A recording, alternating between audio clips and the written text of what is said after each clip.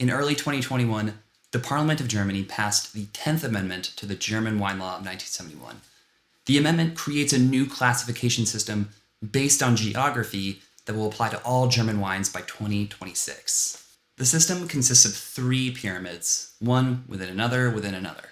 The first is the existing pyramid, which consists of the countrywide Deutsche Wein designation at the bottom, and moving up one level, Landwein for wines with any geographical indication, and at the top, Qualitätswein, which is for wines that come from any of the 13 major regions in Germany.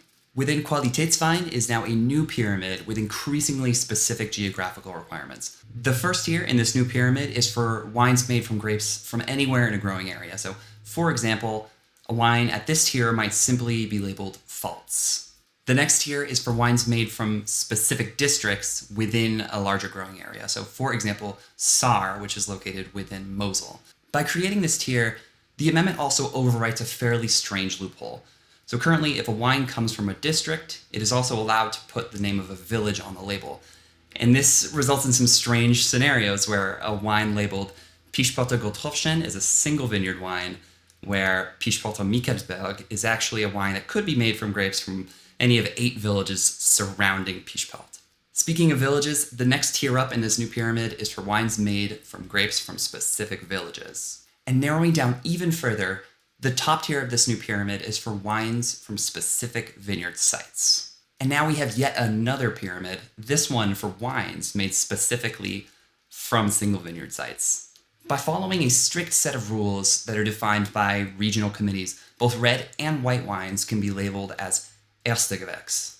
And wines that follow an even stricter set of rules can be labeled Großes Gewächs. And these wines are truly meant to represent the terroir of these single vineyard sites. The key thing to take away about both Erste Gewächs and Großes Gewächs is that they must be dry wines. And this reflects a strategic move on the part of Germany's government.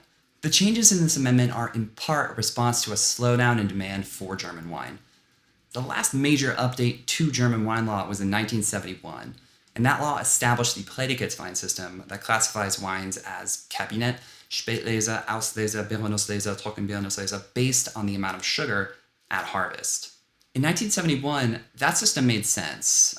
It was colder, and so ripe grapes were far from a guarantee, and a system that emphasizes sweetness as a marker of quality made sense with the tastes of consumers at the time.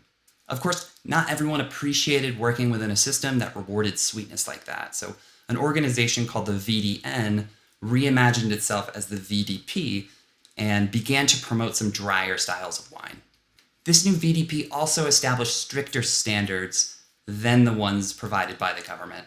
And as a way to reject the idea that good wine can come from anywhere as long as it's sweet, the VDP also established a ranking system based on terroir.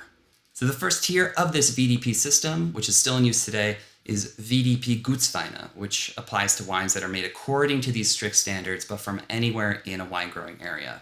The next tier up is VDP Ortsweine, and this tier is for wines from specific villages. VDP Erste Lage is for wines from specific single vineyards that the VDP organization defines as exceptional. This is about equivalent to Premier Cru in Burgundy. And at the top of the pyramid is VDP Große Lage, and these are the Grand Crus of Germany. And the top wines from these single vineyard sites are known as Großes Gewächs, and by VDP law, they must be dry. So it's clear where the ideas for this new system came from. The 10th Amendment effectively adopts the laws set in place by the VDP. In 1971, the VDP reimagined itself in part to better work with the new laws, and I'm sure with this 10th Amendment it will do the same. And there are still several years before these laws become binding, so there's still time for there to be some changes. Thank you so much for stopping by. If you have any questions about any of this, please leave them in the comments, and make sure to subscribe so that you won't miss any updates. Until next time, cheers to you.